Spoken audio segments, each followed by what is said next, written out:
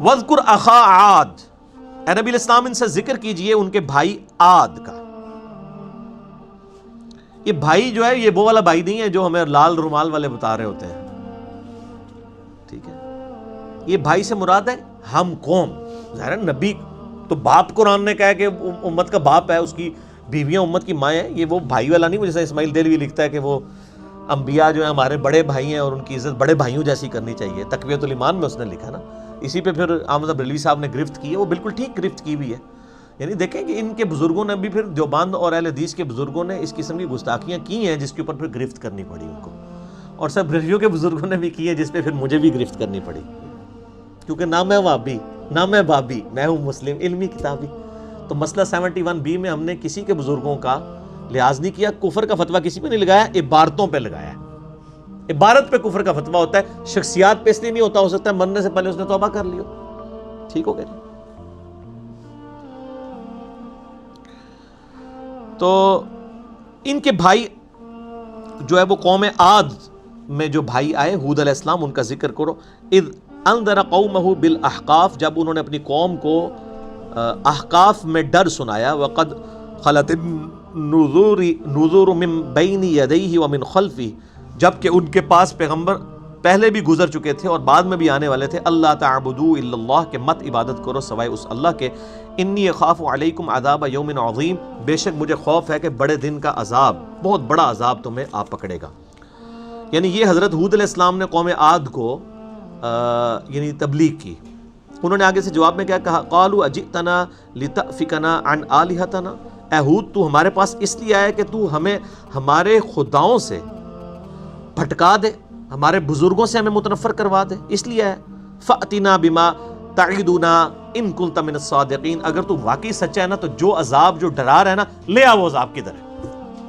قال انما العلم عند اللہ، وہ کہنے لگے یہ عذاب کا بانا یہ تو اللہ کے پاس علم ہے، یہ شان تو صرف شیخ عبد القادر جیلانی کی ہے کہ وہ نگاہ مار کے تو شہر نو ساڑ دیں، میرے پاس تو نہیں ہو سکتی۔ آج کی دور میں یہ بات ہو رہی ہے، پیغمبر کہہ رہا ہے کہ میرے اختیار میں عذاب نہیں، کہ کیسے آئے گا کب آئے گا مجھے تو یہ پتہ ہی نہیں ہے۔ وہ ایک نگاہ ماری سب کچھ ساڑ دیتا، مرید بھی ساڑ دیتا، لوٹا بھی، ٹھیک ہے۔ یہ بھی کلپ میرا ایک چھڑا ہوا ہے۔ بس جھوٹی چیزیں ان بزرگوں کی طرف منسوب ہیں، بزرگوں کا قصور نہیں ہے۔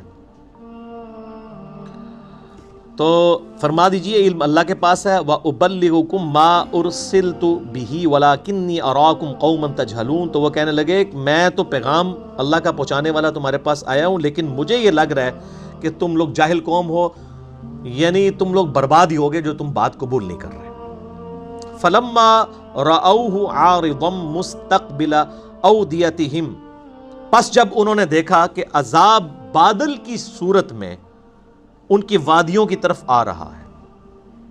اب یہ عذاب انہیں نہیں پتا تھا، یہ صرف پیغمبر کو پتا تھا کہ یہ عذاب آ رہا ہے، اور وہاں پہ تو قحط سالی تھی، وہ بڑے خوش ہوئے کہ جناب بادل آ رہا ہے، بارش برسے گی۔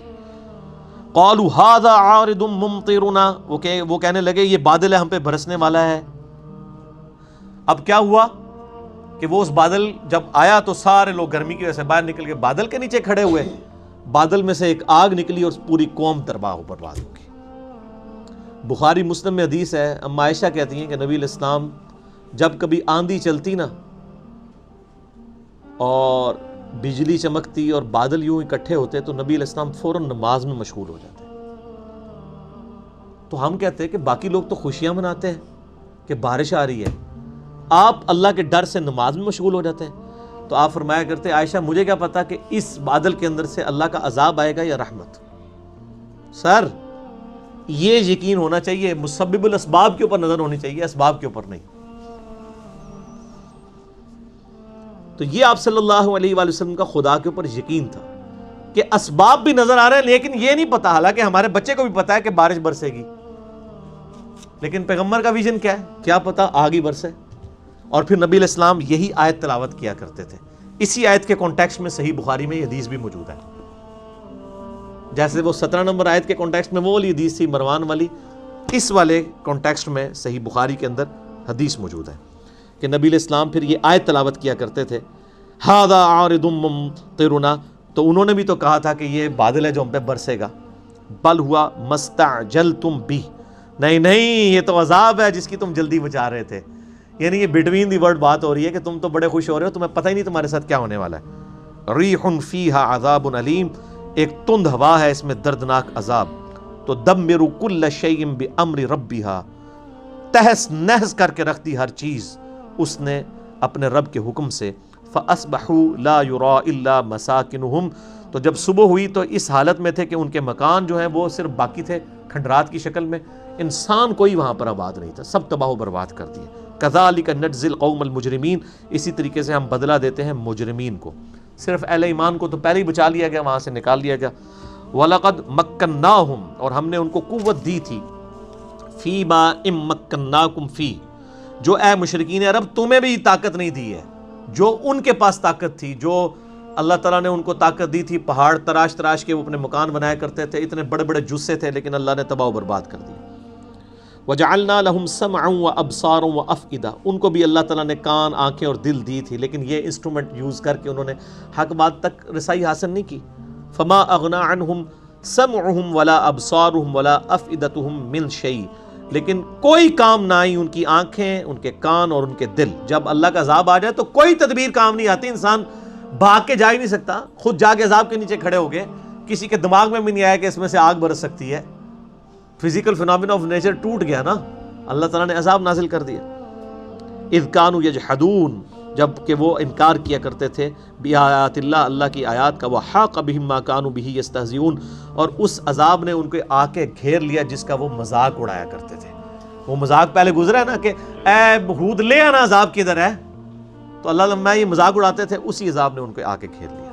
اللہم اجرنا من النار. وَلَقَدْ أَهْلَكْنَا مَا حَوْلَكُمْ مِنَ الْقُرَىٰ وَصَرَّفْنَا الْآيَاتِ لَعَلَّهُمْ يَرْجِعُونَ, اور ہم نے برباد کر دیے کئی ایک بستیاں جو تمہارے ارد گرد ہیں مشرکین عرب, اور ہم نے مختلف انداز میں اپنی نشانیاں بھیجی تھیں تاکہ لوگ ہماری طرف پلٹیں. یعنی مشرکین عرب کو بھی دھمکی دی جا رہی ہے کہ تم پہ بھی عذاب آ جائے گا. پھر وہ غزوہ بدر کی شکل میں ان پہ عذاب نازل ہوا, پھر بعد میں لوگوں نے ایمان بھی قبول کر لیا.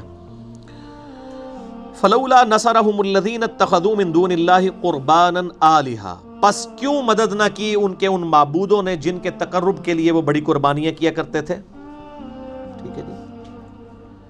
بل ضلوا عنهم, بلکہ وہ سارے جھوٹے معبود ان سے جاتے رہے. وذلك افكهم وما كانوا يفترون, اور وہ ہے ہی باز ڈھونگ تھا جو انہوں نے رچایا ہوا تھا, وہ تو جھوٹا بہتان تھا ان کا اپنے بتوں کے بارے میں, اپنے بزرگوں کے بارے میں کہ اللہ کے مقابلے پہ وہ بچا سکتے ہیں.